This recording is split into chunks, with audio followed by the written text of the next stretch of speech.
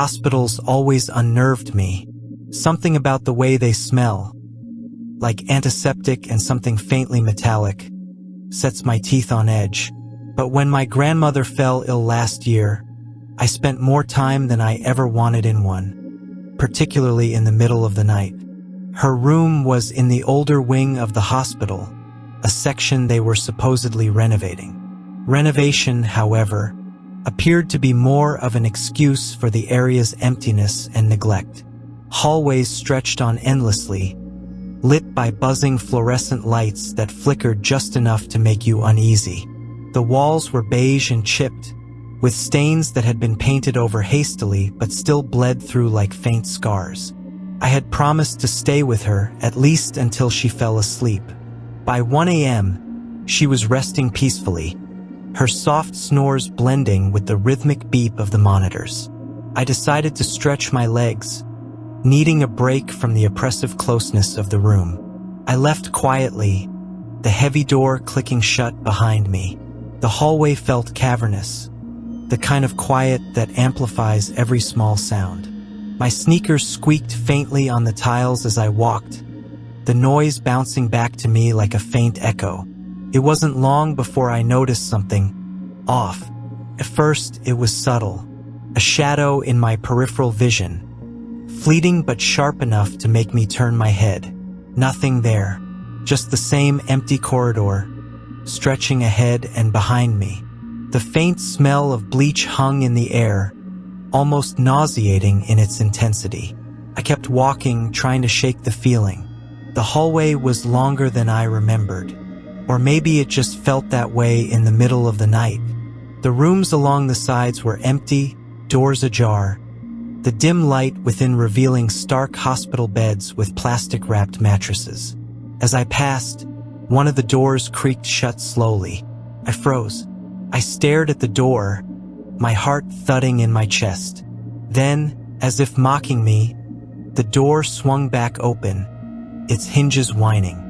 The inside was just as I'd seen before, empty, lifeless.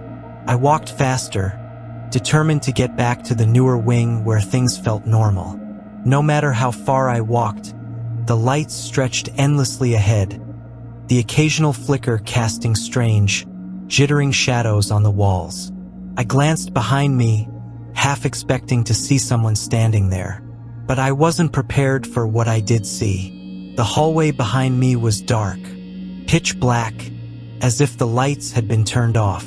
The darkness wasn't natural. It looked like a solid wall, advancing slowly, swallowing the corridor foot by foot. My breath caught and I broke into a run. The faster I ran, the louder the sound of my shoes became, echoing wildly in the corridor. The lights above flickered more frequently, plunging me into brief bursts of shadow. In those moments, I felt like I wasn't alone. The air seemed to move, shifting unnaturally, as if something unseen brushed past me. Finally, I saw a turn up ahead, a sharp left. Relief surged through me as I rounded the corner, only to slam to a halt. It was the same hallway, the same stretch of empty rooms, the same flickering lights. I spun around to look behind me, but the dark wall was gone. Now the hallway stretched on endlessly in both directions, a sickening loop. I could hear something now, faint and distant. It sounded like someone crying, the sobs muffled but full of anguish. My pulse thundered in my ears as I inched forward.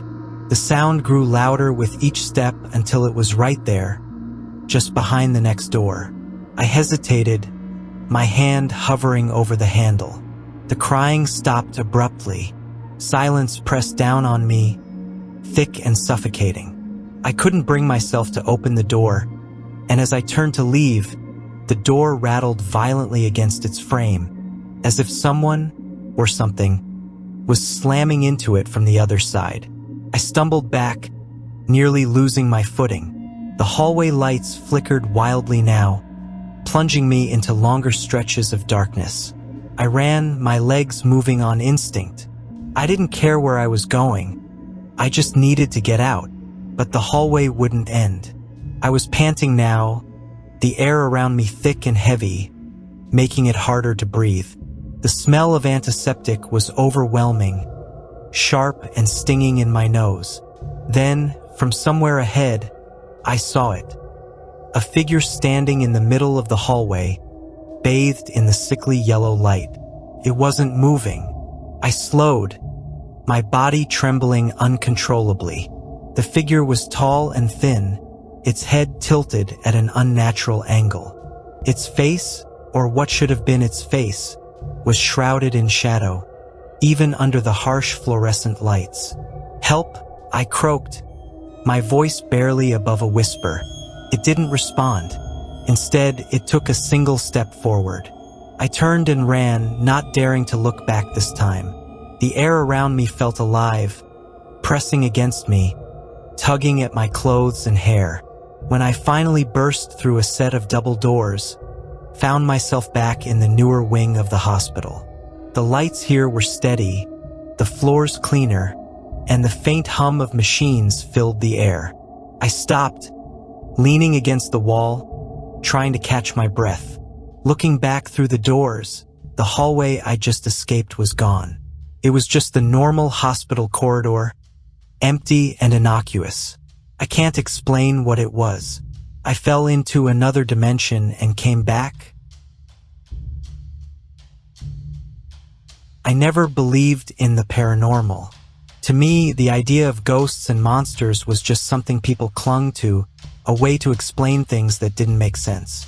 But what happened in that small, creaky apartment in the middle of nowhere changed everything. I had just moved in after a nasty breakup. The floors groaned under every step, and the walls were thin enough that I could hear my neighbor's TV shows almost as clearly as if they were in my living room. But it was quiet enough at night, and that was all I needed, or so I thought. The first time I noticed something strange was about a week after I moved in. I was unpacking late into the night, surrounded by half-empty boxes and discarded tape. My closet door wouldn't stay closed. Every time I shut it, I'd hear the faintest creak a few minutes later and find it slightly ajar. I figured the latch was just old, or maybe the floor was uneven.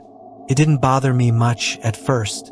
One night, as I was lying in bed scrolling through my phone, I heard the closet door creak open again. It was darker than usual in the room. The streetlights outside had been flickering on and off for days. The glow of my phone cast faint, shifting shadows across the walls, and for a second, I thought I saw something move in the corner of my eye. I told myself it was nothing, just my imagination, but the unease crawled under my skin, sharp and persistent. I turned on the bedside lamp and forced myself to look at the closet. The door was open just an inch or two, enough to reveal the black void inside. My clothes hung there limply, their shadows pooling into one indistinct mass. "Nothing's there," I whispered aloud, trying to break the silence. My voice sounded too loud, unnatural in the stillness. I got up, closed the door firmly, and even dragged a box in front of it for good measure. Then I climbed back into bed, pulling the covers up to my chin. Sleep didn't come easy that night. Over the next few days, the closet started opening more frequently. No matter how many times I shut it, I'd find it open again. Sometimes just a crack, other times wide enough that the hanging clothes swayed as if they'd been disturbed. The box I'd used to block the door had been pushed aside one night while I slept, though I had no memory of moving it. I tried to ignore it. It wasn't just the closet anymore. Sometimes, when I was alone in the apartment, I'd feel this prickling sensation on the back of my neck, like someone was standing too close. One evening, after a particularly long day at work, I decided I'd had enough. I wasn't going to let some stupid door keep me on edge. Armed with duct tape, I sealed the closet shut. I wrapped the tape around the door frame several times, pulling it tight until I was sure the door wouldn't budge. I went to bed feeling victorious, as if I'd beaten back some invisible enemy. But when I woke up in the middle of the night, I knew something was wrong. The air felt different, thicker, heavier. My heart sank when I saw the tape. It was shredded, hanging limply from the doorframe like it had been clawed apart. The door was wide open. I should have run. I should have left right then and there. But I didn't. Instead, I grabbed my phone, switched on the flashlight, and pointed it toward the closet. My breath hitched when the light caught something. Something at the back of the closet, half hidden by the hanging clothes. At first, I thought it was just a shadow, a trick of the light. But then it moved. There was a man, or at least something shaped like a man. He was crouched there, his limbs bent at unnatural angles, his face obscured by the hanging shirts. His eyes, though those I could see clearly, they glinted in the light like a predator's, wide and unblinking. I couldn't move. My body felt frozen, pinned in place by the sheer wrongness of what I was seeing. He didn't come out, didn't make a sound. He just stayed there, watching me, his chest rising and falling in shallow, jerky motions. Finally, my instincts kicked in. I stumbled backward out of bed, nearly tripping over myself as I bolted for the door. I didn't look back. Couldn't.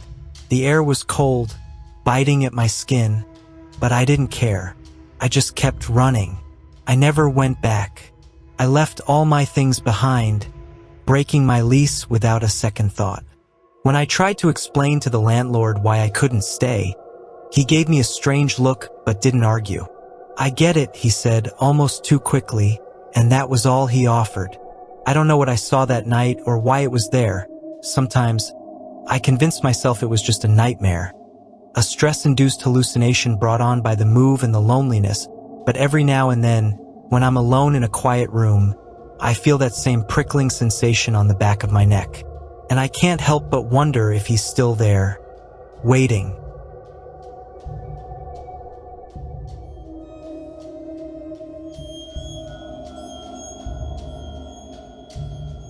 The Old Stonehouse sat on a lonely stretch of country road, surrounded by thick woods that seemed to close in tighter with every season. It was a hulking, weather-beaten structure with walls of gray stone that looked as if they had grown out of the earth itself. The windows were narrow slits that seemed to watch you when you weren't looking, and the front door was warped with age, its heavy iron knocker rusted to a dull orange. Nobody lived in the Stonehouse anymore. It had stood empty for decades, save for the brief periods when someone dared to move in. None of them stayed longer than a few months. People said the house was cursed, that it held on to things. People, memories, something darker. I never believed those stories until I spent a night there myself. Started as a dare. My friends and I had been trading scary stories around a bonfire.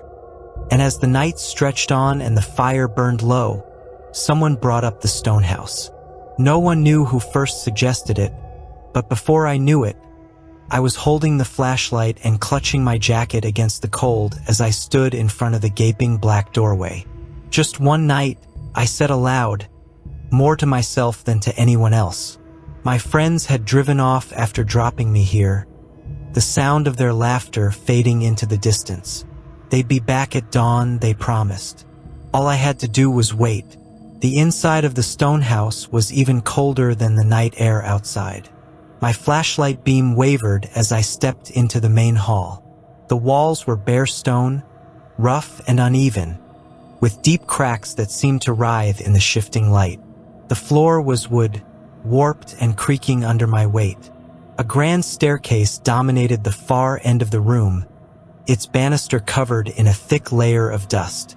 I made my way to what I guessed had once been the living room. A massive fireplace yawned open in one wall, its interior blackened with soot. The furniture was long gone, leaving behind only faint indentations in the dust where heavy chairs or tables must have stood. Setting my flashlight down on the floor, I unrolled my sleeping bag and tried to get comfortable. The silence was oppressive, broken only by the occasional groan of the old house settling. I told myself it was just the wind when I heard faint tapping sounds, like fingernails on stone. But it wasn't the wind. Started around midnight. I was lying in the dark, half asleep, when I heard it. A low, rhythmic knocking coming from upstairs. It wasn't loud, but in the stillness of the house, it might as well have been a gunshot. I froze, every muscle in my body tensing as I strained to listen. Knock, knock, knock. The sound was deliberate, spaced out like the slow ticking of a clock. It seemed to come from directly above me. Against my better judgment, I grabbed the flashlight and crept toward the staircase. The beam of light jittered as my hand shook, illuminating only fragments of the house at a time. A section of wall here, the edge of a doorframe there. As I climbed the stairs, the air grew colder, and the knocking grew louder. By the time I reached the landing, it had stopped entirely. The sudden silence was worse than the noise. My heart was pounding so loudly in my ears that I almost didn't hear the faint whisper that followed. "Who's there?" I whipped around, shining the flashlight in every direction. The hallway was empty. The doors to the upstairs rooms were all closed, their brass knobs dull with age. I told myself I was imagining things, but the whisper came again, clearer this time. "Leave, now." The voice was thin and breathy, like wind moving through a hollow pipe. It seemed to come from the last door on the right. I don't know why I didn't leave right then. Curiosity, maybe. Stupidity, definitely. I crept down the hall, my feet barely making a sound on the old floorboards. The door at the end was slightly ajar, revealing only darkness beyond. Pushing it open, I shone the flashlight inside. The room was small and empty, except for a single wooden chair placed in the center. It faced the window, which was cracked and smeared with dirt. The chair looked wrong somehow, as if it didn't belong there. And then it moved. Not much, just a slight scrape of one leg against the floor. But it was enough to send me stumbling back into the hallway. My flashlight flickered and died, plunging me into darkness. Panic set in. I fumbled with the flashlight, smacking it against my palm until the beam sputtered back to life. But when I turned it toward the room, the chair was gone. I didn't stop to think. I ran. Down the hallway, down the stairs, my footsteps echoing like gunshots in the empty house. But as I reached the front door, I froze. The chair was there, sitting in the center of the main hall. Facing me, a shadow loomed behind it, tall and misshapen, its edges blurring like smoke. It didn't move, but I could feel it watching me, its gaze heavy and suffocating. My breath came in shallow gasps as I backed away, only to hear the slow, deliberate creak of floorboards behind me. I didn't look, couldn't. I ran out of the house, the door slamming shut behind me with a force that rattled the windows. When my friends came to pick me up the next morning, they found me sitting on the side of the road, shivering and pale. I didn't tell them what happened, couldn't, but as we drove away, I glanced back at the Stonehouse one last time. In the upper window, just for a moment, I saw the shadowy outline of a figure. I'll never forget the feeling it left me with, a deep, unshakable certainty. The Stonehouse didn't want me to leave.